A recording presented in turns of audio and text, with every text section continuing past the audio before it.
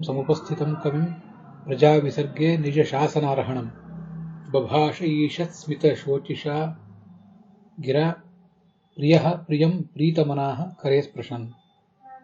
ಶ್ರೀ ಗುರುಭ್ಯೋ ನಮಃ.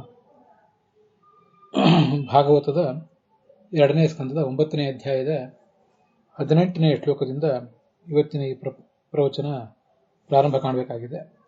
ಕಳೆದ ದಿವಸ ಮತ್ತು ಇವತ್ತು ನಾವೇನು ಭಾಗ ಕೇಳ್ತಾ ಇದ್ದೀವಿ, ಇದರ ವಿಶೇಷ ವ್ಯಾಖ್ಯಾನಾಂಶಗಳನ್ನು ನಾನೀಗ ಹೆಚ್ಚು ಹೇಳ್ತಾ ಇದ್ದೆ. ಮುಂದಿನ ಭಾಗದಲ್ಲಿ ಅವುಗಳನ್ನು ಹೇಳಲಿದ್ದೇನೆ. ಕಥೆಯ ಮುಖ್ಯ ಭಾಗವನ್ನು ಮಾತ್ರ ಈಗ ನಾನು ಸ್ಪರ್ಶಿಸ್ತೇನೆ.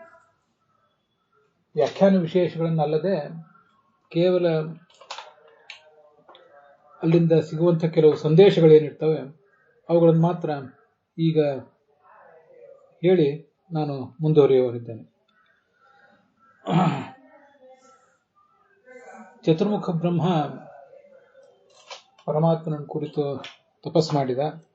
ಅವನಿಗೆ ಭಗವಂತ ತನ್ನನ್ನು ತಾನು ತೋರಿಸಿದ ಅನ್ನೋದನ್ನೆಲ್ಲ ನಾವು ನೋಡಿದ್ದೇವೆ. ತನ್ನ ಲೋಕವನ್ನು ತೋರಿಸಿದ. ಭಗವಂತನ ದರ್ಶನದಿಂದ ಚತುರ್ಮುಖ ಬ್ರಹ್ಮನಿಗೆ ಆನಂದ ತುಂಬಿ ಬಂತು. ಆ ಭಗವಂತನಿಗೆ ನಮಸ್ಕರಿಸಿದ. ಅದಾದ್ಮೇಲೆ 18ನೇ ಶ್ಲೋಕದಲ್ಲಿ ನಾವು ಇವತ್ತು ನೋಡೋದು, ಪರಮಾತ್ಮ ಅವನಿಗೆ ಅವನನ್ನು ಮಾತನಾಡಿಸಿದ ಅಂತನ್ನೋದನ್ನು. ಲೋಕ ಸೃಷ್ಟಿಯ ಕಾರ್ಯವನ್ನು ಮಾಡಬೇಕಾಗಿದೆ. ಅದಕ್ಕೆ ಅತ್ಯಂತ ಸಮರ್ಥನಾದವನು ಈ ಚತುರ್ಮುಖ ಬ್ರಹ್ಮ. ಪರಮಾತ್ಮನ ಆದೇಶವನ್ನ ಮುನ್ನಡೆಸಬಲ್ಲವನು ಇವನೇ. ಕವಿ ಭಾಗವತದ ಮೊದಲ ಶ್ಲೋಕವೂ ಕೂಡ ಅವನನ್ನು ಕವಿ ಅಂತ ವರ್ಣನೆ ಮಾಡಿತ್ತು. ತೇನೇ ಬ್ರಹ್ಮ ಹೃದಯ ಆದಿ ಕವಯೇ ಅಂತ. ಇಂಥ ಚತುರ್ಮುಖ ಬ್ರಹ್ಮ. ಅವನನ್ನು ನೋಡಿ ಈ ಭಗವಂತ ಕರೆ ಸ್ಪೃಶನ್, ತನ್ನ ಕೈಯಿಂದ ಅವನನ್ನ ಮುಟ್ಟಿ ಹೀಗೆ ಮುಂದಿನಂತೆ ಮಾತಾಡಿದಂತೆ.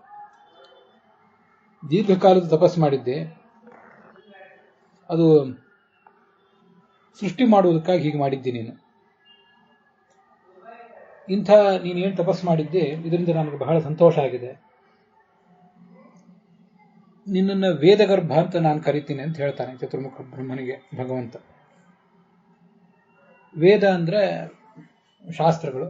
ಶಾಸ್ತ್ರಗಳೆಲ್ಲ ತನ್ನ ಮನಸ್ಸಿನ ಗರ್ಭದಲ್ಲಿ ಹುದುಗಿಸಿಟ್ಟುಕೊಂಡವನು ಅಂತ ಅರ್ಥ.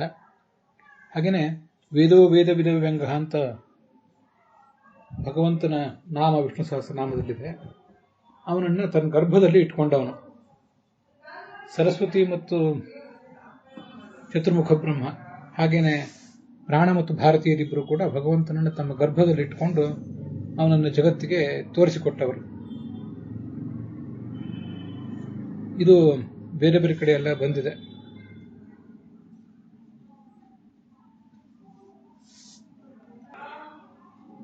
ವಾಗ್ವೈ ಮಾತಾ ಪ್ರಾಣ ಪುತ್ರ ಅಂತ ಐತರೇಯ ಉಪನಿಷತ್ನಲ್ಲಿ ಆ ವಿಷಯ ಬಂದಿದೆ. ವಾಗಭಿಮಾನಿನಿ ಸರಸ್ವತಿ ಭಾರತೀಯರು ತಾಯಂದಿರು ಭಗವಂತನಿಗೆ. ಹಾಗೆ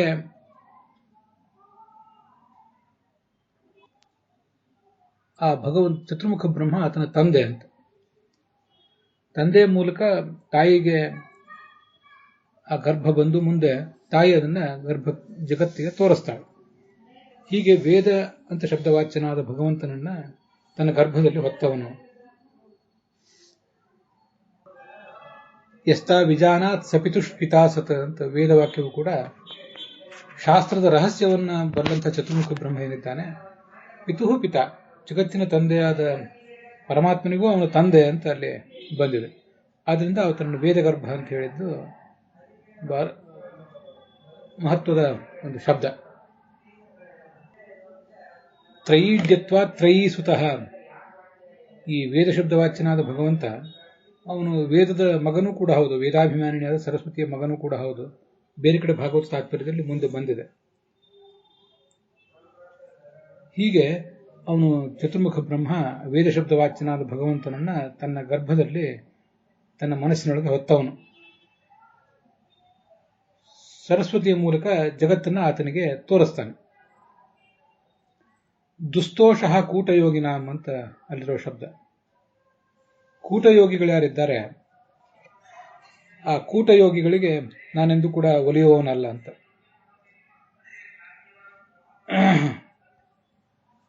ಈ ಶಬ್ದ ತುಂಬಾ ಅದ್ಭುತವಾದದ್ದು. ಕುಯೋಗಿ ಅಂತ ಕೆಲವು ಕಡೆ ವರ್ಣನೆ ಮಾಡ್ತದೆ ಶಾಸ್ತ್ರ ನಮ್ಮನ್ನು. ಇಲ್ಲಿ ಕೂಟಯೋಗಿ ಅಂತ ಹೇಳಿದೆ. ಕೂಟಯೋಗಿಗಳು ಅಂದ್ರೆ ಕೂಟ ಅಂದ್ರೆ ಕಪಟ ಅಂತ ಅರ್ಥ. ಕೂಟಯೋಗಿಗಳಾದವರು ಯಾರು ಒಂದ ಕರ್ಮಯೋಗಿಗಳಾಗಬೇಕು, ಅತಿ ಕೆಳಗಿನದು ಅಂದ್ರೆ. ಇನ್ನೂ ಹೆಚ್ಚಿನದು ಅಂದ್ರೆ ಜ್ಞಾನಯೋಗಿಗಳಾಗಬೇಕು. ಅದಕ್ಕಿಂತ ಹೆಚ್ಚಿನದು ಅಂದ್ರೆ ಭಕ್ತಿಯೋಗಿಗಳಾಗಬೇಕು. ಭಕ್ತಿಯೋಗಿಗಳು ದೇವತೆಗಳು, ಜ್ಞಾನಯೋಗಿಗಳು ಸಾಧಕರು, ಅದಕ್ಕಿಂತ ಕೆಳಗೆ ಇರುವಂಥವರು ಕರ್ಮಯೋಗಿಗಳು. ಅದು ಬಿಟ್ಟು ಕೂಟಯೋಗಿಗಳಾದ್ರೆ ಅಂಥವರಿಗೆ ಭಗವಂತ ಒಲಿಯೋದಿಲ್ಲ ಅಂತ ಅದರ ತಾತ್ಪರ್ಯ ಇದೆ. ಇಂಥ ಕೂಟಯೋಗಿಗಳು ಅನ್ನೋ ಶಬ್ದದಿಂದ ಭಗವಂತನನ್ನ ಕಪಟದಿಂದ ಧ್ಯಾನಿಸುವ ವ್ಯಕ್ತಿಗಳನ್ನ ವರ್ಣನೆ ಮಾಡಿದೆ ಶಾಸ್ತ್ರ. ನಿನಗೆ ಬೇಕಾದ ವರ ಕೇಳು, ನಾನು ವರೇಶ, ವರವನ್ನು ಕೊಡಬಲ್ಲೆ. ಸರ್ವಶ್ರೇಯ ಪರಿಶ್ರಾಮ ಪುಂಸಾಂ ಮದ್ದರ್ಶನಾವಧಿ. ನನ್ನ ಒಂದು ದರ್ಶನ ಆಯಿತು ಅಂದ್ರೆ, ನನ್ನ ದರ್ಶನ ಆಗುವವರೆಗೆ ಎಲ್ಲ ಶ್ರೇಯಸ್ಸುಗಳು, ಜನರಿಗೆ ಬೇಕಾದ್ದೆಲ್ಲವೂ ಕೂಡ ತಡೆ ಹಿಡಿಯಲ್ಪಟ್ಟು ನಿಂತಿರ್ತವೆ. ನನ್ನ ದರ್ಶನ ಒಂದಾದ್ರೆ ಎಲ್ಲವೂ ಕೂಡ ಸಾಧಕರಿಗೆ ದೊರೆತಂತೇನೆ. ಅದಕ್ಕೆ ನಿನಗೆ ಯಾವ ವರ ಬೇಕು ಅದನ್ನು ಕೇಳು ಅಂತ ಚತುರ್ಮುಖ ಬ್ರಹ್ಮನಿಗೆ ಭಗವಂತ ಹೇಳ್ತಿದ್ದಾನೆ. ಸರ್ವಶ್ರೇಯ ಪರಿಶ್ರಾಮ ಅಂದ್ರೆ ಸಾಧನ ಮಾಡುವಾಗ ಏನೋ ಒಂದು ಆಯಾಸ ಆಗ್ತದೆ ಸಾಧಕನಿಗೆ, ಆ ಆಯಾಸ ಅಂತ ವ್ಯಾಖ್ಯಾನದಲ್ಲಿ ವರ್ಣನೆ ಮಾಡ್ತಾರೆ ಯಾದವಾರ್ಯರು. ಎಲ್ಲ ಶ್ರೇಯಸ್ಸುಗಳ ಫಲಗಳ ಒಂದು ಪರಿಶ್ರಮ ಅಂದ್ರೆ ಸಾಧನದ ಆಯಾಸ, ಅದು ನನ್ನ ದರ್ಶನ ಆಗುವವರೆಗೆ. ನನ್ನ ದರ್ಶನ ಆಗ ಬಿಟ್ರೆ ಎಲ್ಲ ಆಯಾಸವೂ ಕೂಡ ಪರಿಹಾರ ಕಾಣ್ತದೆ. ಅಥವಾ ಪರಿಶ್ರಮ ಅಂದ್ರೆ ಪರಿಪಾಕ ಅಂತ ಅರ್ಥ. ವಿಜಯಧ್ವಜರು ಅರ್ಥ ಬರೆಯುವಂತೆ ಎಲ್ಲ ಕಲ್ಯಾಣಗಳ ಪರಿಪಾಕ, ಅದರ ಒಂದು ಕಲ್ಯಾಣಗಳು ಒಂದು ನಿರ್ದಿಷ್ಟ ಅವಧಿಯಲ್ಲಿ ಆಗಬೇಕು ಅಂತ ಇರ್ತದಲ್ಲ, ಆ ಅವಧಿಯ ಪಕ್ವತೆ ಬರುವುದು ಯಾವಾಗ ಅಂದ್ರೆ ಭಗವಂತನ ದರ್ಶನ ಆದಾಗ. ಭಗವಂತನ ದರ್ಶನ ಆದಾಗ ಸಾಧನೆಯೂ ಪಕ್ವ ಆಯಿತು, ಕಾಲವೂ ಪಕ್ವ ಆಯಿತು, ಎಲ್ಲ ಅಪೇಕ್ಷೆಗಳು ಈಡೇರಿ ಬಿಟ್ಟವು ಅಂತಾನೆ ಅದರ ಅರ್ಥ.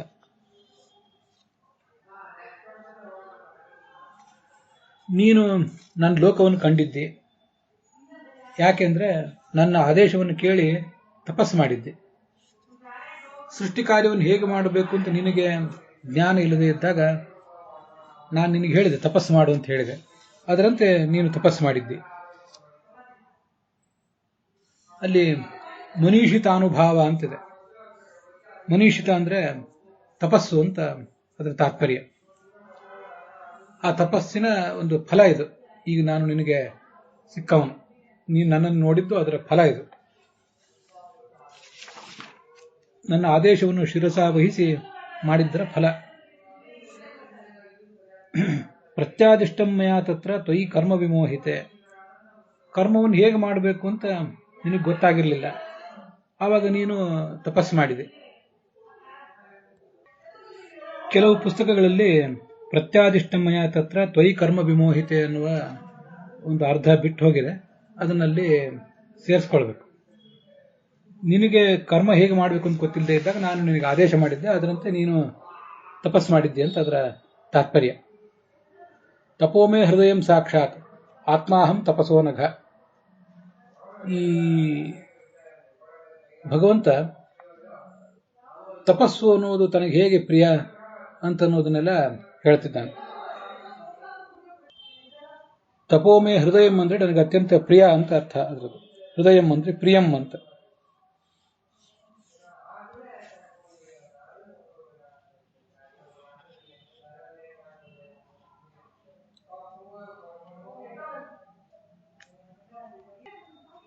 ಆಚಾರ್ಯರು ಭಾಗವತ ತಾತ್ಪರ್ಯ ಬರೆದಿದ್ದಾರೆ.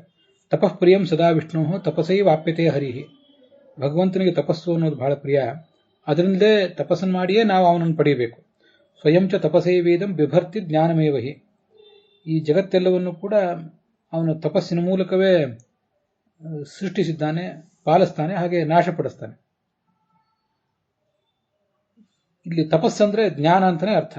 ಜ್ಞಾನರೂಪೋ ಹರಿಹಿ, ಭಗವಂತ ಜ್ಞಾನರೂಪ.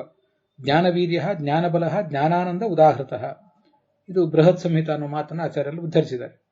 ಭಗವಂತನ ಅವನ ವೀರ್ಯ, ಅವನ ಬಲ, ಅವನ ಆನಂದ ಎಲ್ಲವೂ ಕೂಡ ಜ್ಞಾನರೂಪವಾದದ್ದೇ. ವೀರ್ಯ ಮತ್ತು ಬಲಗಳಿಗೆ ನಮಗೆ ನಮ್ಮ ದೃಷ್ಟಿಕೋನಕ್ಕನುಸಾರವಾಗಿ ಒಂದೇ ಅರ್ಥ ಅಂತ ಕಾಣಿಸ್ತದೆ. ಅದನ್ನು ಸ್ವಲ್ಪ ಸ್ವಲ್ಪ ವ್ಯತ್ಯಾಸ ಮಾಡಿ ನಾವು ತಿಳ್ಕೋಬೇಕಷ್ಟೆ. ಇನ್ನೊಬ್ಬರಿಗೆ ಮಣಿಯದಿರುವ ಬಲ, ಇನ್ನೊಬ್ಬರನ್ನು ಮಣಿಸುವ ಬಲ ಇತ್ಯಾದಿ ರೂಪವಾಗಿ ಅದಕ್ಕೆ ಬೇರೆ ಬೇರೆ ಕಡೆ ಅರ್ಥ ಹೇಳಿದ್ದಾರೆ. ಆ ಅರ್ಥಗಳನ್ನು ನಾವಿಲ್ಲಿ ತಿಳ್ಕೊಳ್ಬೇಕು. ಸೃಜಾಮಿ ತಪಸೇ ವೇದಂ ಭಾಗವತ ಹೇಳ್ತದೆ. ತಪಸ್ಸಿನ ಮೂಲಕವೇ ನಾನು ಈ ಜಗತ್ತನ್ನು ಸೃಷ್ಟಿಸ್ತೇನೆ.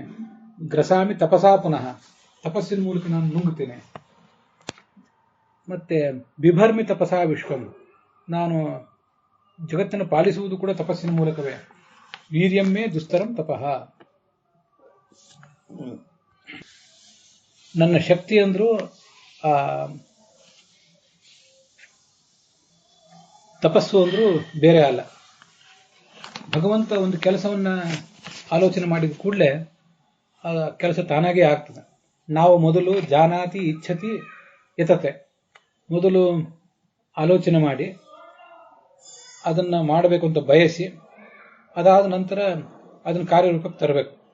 ಆದರೆ ಭಗವಂತ ಇಷ್ಟೆಲ್ಲ ಶ್ರಮ ಪಡಬೇಕಾಗಿಲ್ಲ. ಹಂತ ಹಂತವಾಗಿ ಆತ ಮುಂದುವರಿಬೇಕಾದ್ದಿಲ್ಲ. ಅವನೇನು ಆಲೋಚನೆ ಮಾಡಿದ ಕೂಡಲೇ ಆ ಕೆಲಸ ಆಗ್ತದೆ.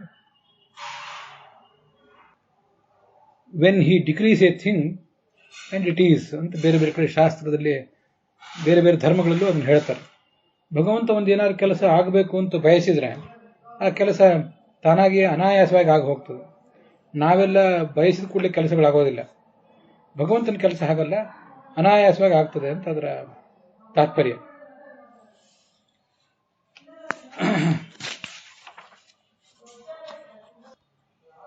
ಜ್ಞಾನ ಅನ್ನುವುದು ಭಗವಂತನ ಎಲ್ಲಾ ಗುಣಗಳಲ್ಲೂ ಬಹಳ ಮುಖ್ಯ ಗುಣ ಅಂತ ನಂದೊಂದು ಅನುಸಂಧಾನ. ಇಲ್ಲಿ ನಮಗೆ ಗೊತ್ತಿರಬೇಕು, ಭಗವಂತನ ಗುಣಗಳಲ್ಲಿ ಯಾವುದು ಕಡಿಮೆ ಗುಣ, ಯಾವುದು ಹೆಚ್ಚಿನ ಗುಣ ಅಂತ ಹೀಗೆಲ್ಲ ಇಲ್ಲ. ಎಲ್ಲಾ ಗುಣಗಳು ಬಹಳ ಮಹತ್ವದ್ದೇ. ಆದರೆ ನನಗೆ ಹಾಗೆ ಅನಿಸೋದು, ಅವನು ಸೃಷ್ಟಿಸಬೇಕಾದ್ರೆ ಒಬ್ಬ ಕುಂಬಾರನಂತೆ ಮೊದಲು ತಿಳಿದುಕೊಂಡು ಆಮೇಲೆ ಅವನು ಅದನ್ನು ಕಾರ್ಯರೂಪಕ್ಕೆ ತಂದು ಕೈ ಕಾಲುಗಳಿಂದ ಅದನ್ನು ತಟ್ಟಿ ಆ ಪದಾರ್ಥಗಳನ್ನು ಮಾಡಿ ನಿರ್ಮಾಣ ಮಾಡಿ ಇಷ್ಟೆಲ್ಲ ಮಾಡಬೇಕಾದ ಅಗತ್ಯ ಇರೋದಿಲ್ಲ. ಅವೆಲ್ಲ ನಾವು ಅಡಿಗೆ ಮಾಡುವಾಗ, ಕುಂಬಾರ ಮಣ್ಣಿನ ಮಡಿಕೆಗಳನ್ನು ಮಾಡುವಾಗ, ಹಾಗೆ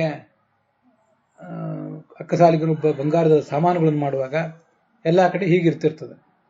ಆದರೆ ಭಗವಂತಂದು ಹಾಗಿರೋದಿಲ್ಲ. ಅವನೇನು ಆಲೋಚನೆ ಮಾಡಿದ ಕೂಡಲೇ ತಾನಾಗೇ ಆ ಕೆಲಸಗಳಾಗ್ತವೆ.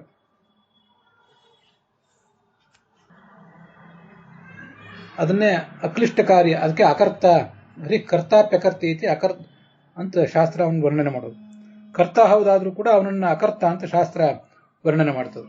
ಕರ್ತ ಯಾಕೆ ಅಂದ್ರೆ ಎಲ್ಲವನ್ನು ಜಗತ್ತಿನ ಎಲ್ಲಾ ಕಾರ್ಯಗಳನ್ನು ಮಾಡ್ತಾನಾದ್ರಿಂದ ಕರ್ತ. ಆದರೆ ಹರಿ ಕರ್ತಾಪಿ ಅಕರ್ತ, ಯಾಕೆಂದ್ರೆ ನಮ್ಮಂತೆ ಬಹಳ ಪರಿಶ್ರಮ ಪೂರ್ವಕವಾಗಿ ಏನೋ ಒಂದನ್ನು ಬಯಸಿ ಅವನು ಮಾಡುವುದಿಲ್ಲ. ಆದ್ರಿಂದ ಆತ ಅಕರ್ತ. ಹೀಗೆ ಜ್ಞಾನದ ಬಲದಿಂದ ಎಲ್ಲಾ ಕಾರ್ಯಗಳನ್ನು ಕೂಡ ಆತ ಮಾಡಿ ಮುಗಿಸ್ತಾನೆ. ಜ್ಞಾನ ಅನ್ನೋದು ಬಹಳ ಮುಖ್ಯ. ಒಂದು ಭಗವಂತ ತಾನಿದ್ದಲ್ಲಿ ಇದ್ದು ಕೆಲಸಗಳನ್ನ ಆಲೋಚನೆ ಮಾಡಿದ್ರೆ ಸಾಕು, ಇದು ಹೀಗಾಗಬೇಕು ಅಂತ ಆಲೋಚನೆ ಮಾಡಿದ್ರೆ ಸಾಕು, ನಾಶವೂ ಆಗ್ತದೆ, ಮತ್ತೆ ಪಾಲನೆಯೂ ಆಗ್ತದೆ, ಮತ್ತೆ ಆ ಜಗತ್ತಿನ ಸೃಷ್ಟಿಯೂ ಕೂಡ ಆಗ್ತದೆ. ಇದು ಈ ಭಗವಂತನ ಎಲ್ಲಾ ಕ್ರಿಯೆಗಳನ್ನು ಕೂಡ ನಾವು ಸವಿಶೇಷಾಭಿನ್ನ ಅಂತ ಹೇಳ್ತೀವಲ್ಲ, ಆ ಸವಿಶೇಷಾಭಿನ್ನ ಅಂತ ಅನ್ನೋದಕ್ಕೂ ಕೂಡ ಇದು ಒಂದು ಅರ್ಥ. ಸವಿಶೇಷಾಭಿನ್ನ ಅನ್ನೋದಕ್ಕೆ ಅನೇಕ ಮಗ್ಗಲುಗಳ ಅರ್ಥ ಇದೆ, ಅನೇಕ ಆಂಗಲ್ಗಳಿಂದ ಅದಕ್ಕೆ ಅರ್ಥ ಇದೆ. ಅದರಲ್ಲಿ ಇದು ಕೂಡ ಒಂದು ಅರ್ಥ. ಭಗವಂತ ಅವನ ಎಲ್ಲಾ ಗುಣಗಳು ಸವಿಶೇಷಾಭಿನ್ನ. ಅವನ ಆನಂದವು, ಅವನ ಕ್ರಿಯೆಯು, ಅವನ ಗುಣಗಳು, ಅವನ ವೀರ್ಯ, ಅವನ ಬಲ ಮಹಾಭಾರತದಲ್ಲಿ ವರ್ಣನೆ ಮಾಡ್ತಾರೆ, ಹಿಂದೆ ಭಾಗವತದಲ್ಲಿ ಬಂದಿದೆ. ಅವನ ಪ್ರಾಣ, ಎಲ್ಲರನ್ನೂ ಚಟುವಟಿಕೆಗೊಳಪಡಿಸುವಂತಹ ಒಂದು ಶಕ್ತಿ, ಎಲ್ಲರನ್ನೂ ಸೋಲಿಸುವಂತಹ ಅವನ ಶಕ್ತಿ. ಅದಕ್ಕೆ ಓಜಸ್ ಅಂತಾರೆ. ಸಹಸ್ ಅಂದ್ರೆ ಯಾರಿಗೂ ಮಣಿಯದೇ ಇರುವ ಶಕ್ತಿ. ಮತ್ತೆ ಸ್ವೇಚ್ಛೆಯಿಂದ ಕೆಲಸ ಮಾಡುವ ಶಕ್ತಿಗೆ ಬಲ ಅಂತಾರೆ. ಇನ್ನೊಬ್ಬರನ್ನು ಧರಿಸುವ ಶಕ್ತಿ, ಅದಕ್ಕೆ ವಿಧೃತಿ ಅಂತಾರೆ. ಸರ್ವಚೇಷ್ಟೈತೃತ್ವಾತ್ತು ಪ್ರಾಣೋಭಿಭವ ಶಕ್ತಿತಃ ಓಜಸ್ತ್ವನಭಿಭಾವ್ಯತ್ವ ಸಹಶ್ಚ ಸ್ವೇಚ್ಛೆಯ ಕೃತೇ ಬಲಂ ವಿಧಾರಕತ್ವಾಚ ವಿಧೃತಿರ್ ವಾಯುರುಚ್ಯತೆ ಅಂತ. ಈ ಎಲ್ಲ ಕೆಲಸಗಳೇನಿವೆ, ಈ ಎಲ್ಲ ಕೆಲಸಗಳನ್ನು ಕೂಡ ಇನ್ನೊಬ್ಬರನ್ನ ಚಟುವಟಿಕೆ ಒಳಪಡಿಸುವುದು, ಇನ್ನೊಬ್ಬರಿಗೆ ಮಣಿಯದಿರುವುದು, ಇನ್ನೊಬ್ಬರನ್ನು ಮಣಿಸುವುದು, ತನ್ನ ಇಚ್ಛೆಯಂತೆ ಕಾರ್ಯ ಮಾಡುವುದು, ಎಲ್ಲವನ್ನು ಧರಿಸಿರುವುದು, ಇವೆಲ್ಲ ಕ್ರಿಯೆಗಳು ಕೂಡ ಜ್ಞಾನ ರೂಪವಾದದ್ದೇ. ಅವನು ಆ ಜ್ಞಾನ ಪೂರ್ವಕವಾಗಿ ಒಂದು ಬಾರಿ ಆಲೋಚನೆ ಮಾಡಿದರೆ ಜಗತ್ತಿನ ಸೃಷ್ಟಿಯೂ ಆಗ್ತದೆ. ಆತ ನಾವು ಹೇಗೆ ಒಂದು ಸೃಷ್ಟಿಯನ್ನು ಮಾಡ್ತೀವಿ ಆ ಥರ ಯಾವುದೇ ರೀತಿಯಾದ ಕೈ ಕಾಲುಗಳ ಉಪಕರಣಗಳ ಮೂಲಕ ಪ್ರಯತ್ನ ಪಡಬೇಕಾಗಿಲ್ಲ. ಸಂಹಾರ ಮಾಡಲಿಕ್ಕೆ ಆಯುಧಗಳು ಆತನಿಗೆ ಬೇಕಾಗಿಲ್ಲ. ಆಯುಧಗಳ ಮೂಲಕ ಆತ ಸಂಹಾರ ಮಾಡ್ತಾನೆ ಅಂದರೂ ಕೂಡ ಅವು ಆತನ ಆ ಸಂಹಾರ ಕ್ರಿಯೆಯು ಕೂಡ ಆತನ ಜ್ಞಾನವೆಂಬ ಗುಣದಿಂದ ಅತ್ಯಂತ ಅಭಿನ್ನನೇ. ಪಾಲನ ಕ್ರಿಯೆಯು ಕೂಡ ಹೀಗೆ ಅದು ಅತ್ಯಂತ ಅಭಿನ್ನವೇ ಅಂತ ನಾವು ತಿಳ್ಕೊಳ್ಬೇಕು. ಆ ದೃಷ್ಟಿಯಿಂದ ಸಕಲ ಗುಣಗಳು ಕೂಡ ಜ್ಞಾನದಿಂದ ಅಭಿನ್ನ. ಆದ್ದರಿಂದ ಸವಿಶೇಷ ಭಿನ್ನ ಎಲ್ಲ ಗುಣಗಳು ಅಂತ ಅನ್ನೋದಕ್ಕೆ ಇದೊಂದು ತಾತ್ಪರ್ಯ ಆಗ್ತದೆ. ಮುಂದೆ ಚತುರ್ಮುಖ ಬ್ರಹ್ಮ ಹೇಳ್ತಾನೆ, ನೀನು ಎಲ್ಲರ ಹೃದಯದಲ್ಲಿ ನಿಯಾಮಕನಾಗಿದ್ದಿ, ಯಾವುದೇ ಅಡೆತಡೆ ಇಲ್ಲದೇನೆ ಅವರೆಲ್ಲ ಕಾರ್ಯದ ಉದ್ದೇಶವನ್ನು ನೀನು ತಿಳ್ಕೊಳ್ತೀಯ. ವೇದ ಹಿ ಅಪ್ರತಿರುದ್ಧೇನ ಪ್ರಜ್ಞಾನೇನ ಚಿಕೀರ್ಷಿತಂ. ನಿನ್ನ ಜ್ಞಾನದ ಮೂಲಕವೇ ನೀನು ಅಲ್ಲಿ ಹೋಗಿ ನೋಡಬೇಕಾಗಿಲ್ಲ ಪ್ರತಿಯೊಬ್ಬರ ಹೃದಯದಲ್ಲಿ ಏನಿದೆ ಅಂತ. ನೀನಿದ್ದಲ್ಲೇ ಅದು ನೋಡಬಲ್ಲೆ. ಆಸೀನೋ ದೂರಂ ವ್ರಜತಿ ಅಂತ ಉಪನಿಷತ್ತು ಹೇಳುವುದು ಅದಕ್ಕಾಗಿ. ಅವರ ಹೃದಯದಲ್ಲಿ ನೀನು ಈಗಾಗಲೇ ಹೊಕ್ಕಿ ಇದ್ದೇ ಇದ್ದೆ. ಸರ್ವಭೂತಗಳ ಅಧ್ಯಕ್ಷ ನೀನು. ಅಧ್ಯಕ್ಷ ಅಂದ್ರೆ ಅಧ್ಯಕ್ಷ ಅಧಿಪತಿ ಪ್ರೋಕ್ತಃ ಯದಕ್ಷಾಣಿ ಅಸ್ಯಚ ಉಪರಿ ಅಂತ ಗೀತಾ ಪ್ರಸ್ಥಾನದಲ್ಲಿ ಆಚಾರ್ಯರು ಒಂದು ಪ್ರಮಾಣವನ್ನು ಉಲ್ಲೇಖ ಮಾಡಿದ್ದಾರೆ. ಈ ಜಗತ್ತಿನ ಎಲ್ಲ ಜಡಗಳು, ಚೇತನಗಳು, ಸ್ಥಾವರಗಳು, ಜಂಗಮಗಳ ಮೇಲೆ ಈ ಭಗವಂತನ ಅಕ್ಷಾಣಿ ಇಂದ್ರಿಯಗಳ ಕಣ್ಗಾವಲಿದೆ. ಹೀಗೆ ಸೂಪರ್ವೈಸ್ ಮಾಡ್ತಾ ಇದ್ದಾನೆ ಪ್ರತಿಯೊಂದನ್ನು ಕೂಡ. ಅದರಿಂದ ಅದನ್ನು ಅಧ್ಯಕ್ಷ ಅಂತಾರೆ. ಗುಹಾಂ ಅಧ್ಯಕ್ಷ ಅವಸ್ಥಿತ ಗುಹಾಂ, ಪ್ರಾಣಿಗಳ ಹೃದಯ ಗುಹಾದಲ್ಲಿ ನೀನಿದ್ದಿ. ಗುಹಾಂ ಪ್ರವಿಷ್ಟಾವಾತ್ಮಾನವು ಅಂತ ಬ್ರಹ್ಮಸೂತ್ರ ಆತನನ್ನು ವರ್ಣನೆ ಮಾಡ್ತದೆ. ಗುಹಾಂ ಪ್ರವಿಷ್ಟೋ ಸುಕೃತಸ್ಯ ಲೋಕೆ ಋತಂ ಪಿಬಂತೋ ಸುಕೃತಸ್ಯ ಲೋಕೆ ಗುಹಾಂ ಪ್ರವಿಷ್ಟವು ಪರಮೇ ಪರಾರ್ಧೆ ಛಾಯಾತತ್ವವು ಬ್ರಹ್ಮವಿದೋ ವದಂತಿ ಪಂಚಾಗ್ನೇಯೋ ಯೇಚ ತ್ರಿನಾಚಿಕೇತಾಹ ಅಂತ ಕಾಟಿಕೋಪನಿಷತ್ತು. ಗುಹಾಂ ಪ್ರವಿಷ್ಟವು, ಗುಹೆಯಲ್ಲಿರುವ ರೂಪಗಳು ಯಾವುದದು? ಆತ್ಮ ಮತ್ತು ಪರಮಾತ್ಮ ಅಂತ ಎರಡು ರೂಪಗಳು. ನಿವಿಷ್ಟೋ ಹೃದಯ ನಿತ್ಯಂ, ಆತ್ಮ ಅಂತರಾತ್ಮ ಎಂಬ ಎರಡು ರೂಪಗಳಿಂದ ಒಳಗಿದ್ದಾನೆ ಭಗವಂತ. ಅದಕ್ಕೆ ಇಲ್ಲಿ ಗುಹಾ ಅಂತ ಬಂತಲ್ಲ, ನೆನಪು ಬಂತು ಅಂತ ಹೇಳಿದೆ. ಅದರಲ್ಲಿ ಆತ್ಮ ಎಂಬ ರೂಪ, ಭಗವಂತನ ಆತ್ಮ ಎಂಬ ರೂಪ ದೇಹದಲ್ಲಿರ್ತದೆ, ಅಂತರಾತ್ಮ ಎಂಬ ರೂಪ ಜೀವನ ಹೃದಯದಲ್ಲಿರ್ತದೆ ಅಂತ ರಾಘವೇಂದ್ರ ಸ್ವಾಮಿಗಳು ತತ್ವ ಪ್ರಕಾಶಿಕ ಭಾವದೀಪದಲ್ಲಿ ವರ್ಣನೆ ಮಾಡ್ತಾರೆ. ಹೀಗೆ ಹೃದಯದಲ್ಲೇ ನೀನು ಇರೋದ್ರಿಂದ ಅವ್ರು ಏನೇನು ಮಾಡ್ಬೇಕು, ಅವ್ರಿಗೆ ಏನು ಆಗಬೇಕಾಗಿದೆ ಅನ್ನೋದನ್ನ ನೀನೇ ತಿಳ್ಕೊಂಡಿರ್ತೀವಿ. ಅಥಾಪಿ ನಾಥಮಾನಾಯ ನಾಥಯ ನಾಥಿತಂ ಪರಾವರೇ ಯಥಾರೂಪೇ ಜಾನೀಯಾಂತೆ ತ್ವರೂಪಿಣಃ. ಪ್ರಾಕೃತ ರೂಪರಹಿತ ನೀನು, ನಿನ್ನ ಪರ ಎಂಬ ರೂಪ ಮತ್ತು ಅಪರ ಎಂಬ ರೂಪ ಅವೆರಡವನ್ನು ಕೂಡ ನಾನು ತಿಳ್ಕೋಬೇಕಾಗಿದೆ. ಸ್ವತಂತ್ರವಾದ ಪರಮಾತ್ಮ ಸ್ವರೂಪ, ಅದಕ್ಕೆ ಅಧೀನವಾಗಿ ಅಪರ ಎಂಬ ರೂಪ ಇದೆ. ಅದು ಜೀವ ಜಡ ಪದಾರ್ಥಗಳಲ್ಲಿ ಅಂತರ್ಗತವಾಗಿದೆ. ಅದನ್ನೆಲ್ಲ ತಿಳ್ಕೋಬೇಕಾಗಿದೆ. ವ್ಯಾಖ್ಯಾನ ವಿಶೇಷಗಳನ್ನು ಮುಂದೆ ಹೇಳೋನಿದ್ದೇನೆ. ನಾನು ಈ ನಿನ್ನ ಸ್ವರೂಪವನ್ನು ತಿಳ್ಕೋಬೇಕಾಗಿದೆ. ಅದಕ್ಕೆ ನಾಥಮಾನಾಯ, ನಾನು ನಿನ್ನನ್ನು ಬೇಡ್ತಾ ಇದ್ದೇನೆ. ಈಗ ನಾನು ಏನು ಬೇಡ್ಕೊಂಡಿದ್ದೇನೆ ಅದನ್ನು ನೀನು ನನಗೆ ತಿಳಿಸು ಅಂತ ವರ್ಣನೆ ಮಾಡ್ತಿದ್ದಾನೆ. ಅಥ ಆತ್ಮಮಾಯ ಯೋಗಿನ ನಾನಾಶಕ್ತಿ ಉಪಬ್ರಹ್ಮಿತ. ನೀನು ಸರ್ವಶಕ್ತ. ನಿನ್ನ ಆತ್ಮಮಾಯ ಅಂದರೆ ನಿನ್ನ ಸಂಕಲ್ಪ ಶಕ್ತಿ, ಅದರ ಒಡಗೂಡಿ ಅವತಾರ ಮಾಡ್ತಿ, ಅಥವಾ ನೀನಿದ್ದಲ್ಲೇ ಅನೇಕ ರೂಪಗಳನ್ನು ತಾಳ್ತಿ. ಜೇಡರ ಹುಳು ಒಂದು ದಾರವನ್ನು ನಿರ್ಮಾಣ ಮಾಡ್ತದೆ, ಮತ್ತೆ ಅದನ್ನು ಕೊನೆಗೆ ನಾಶಪಡಿಸ್ತದೆ. ಹಾಗೆ ನೀನು ಕೂಡ ನಿನ್ನ ಅಧೀನವಾದ ಪ್ರಕೃತಿಯ ಮೂಲಕ ಈ ಜಗತ್ತನ್ನೆಲ್ಲ ನಿರ್ಮಿಸ್ತಿ, ಪಾಲಿಸ್ತಿ, ಹಾಗೆ ನಾಶ ಮಾಡ್ತಿ, ಅದನ್ನೆಲ್ಲ ನಾನು ತಿಳ್ಕೋಬೇಕಾಗಿದೆ.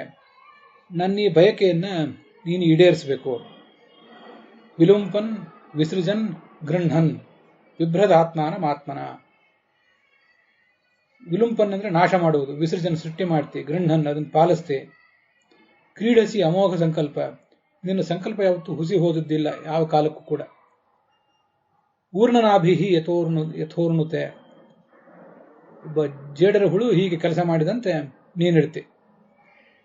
ತಥಾ ತದ್ವಿಷಯಾಂ ಧೇಹಿ ಮನೀಷಾಂ ಮೈ ಮಾಧವ. ಮಾಧವ ಅಂತ ಭಗವಂತನನ್ನ ಚತುರ್ಮುಖ ಸ್ತೋತ್ರ ಮಾಡ್ತಿದ್ದಾನೆ. ಮಾ ಅಂದ್ರೆ ಪ್ರಕೃತಿ ಅಥವಾ ಲಕ್ಷ್ಮಿ, ಅವಳ ಪತಿ ನೀನು ಹೀಗೆ ಏನೇನು ಮಾಡ್ತಿ ಅನ್ನೋದನ್ನ ನಾನು ನೋಡಬೇಕಾಗಿದೆ. ಇದು ಅದರ ತಾತ್ಪರ್ಯ.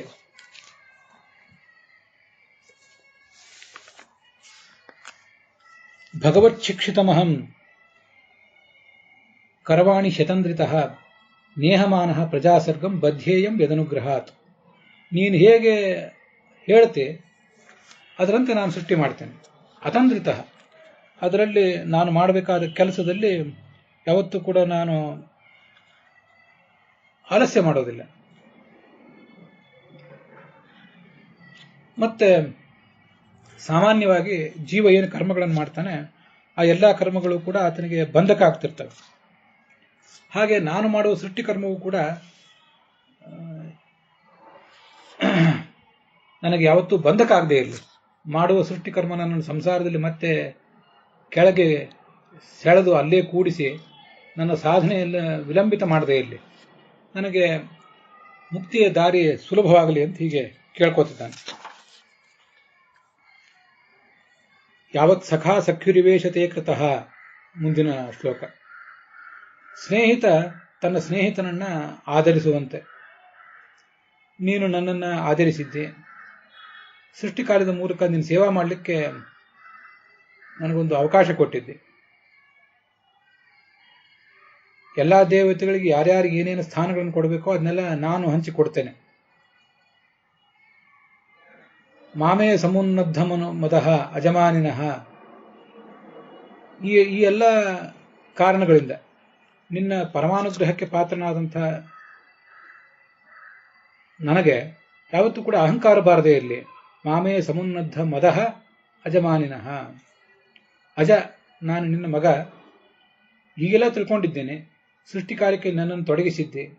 ನಿನ್ನ ನಂತರ ನಿನ್ನ ಪತ್ನಿಯಾದ ಲಕ್ಷ್ಮೀದೇವಿಯ ನಂತರ ಇರುವ ಸ್ಥಾನ ನನ್ನದು. ಈ ಎಲ್ಲ ಕಾರಣಗಳಿಂದ ನನಗೆ ಯಾವತ್ತೂ ಕೂಡ ಮದ ಬರದೇ ಇರಲಿ ಅಂತ ಪ್ರಾರ್ಥನೆ ಮಾಡ್ತಿದ್ದಾನೆ.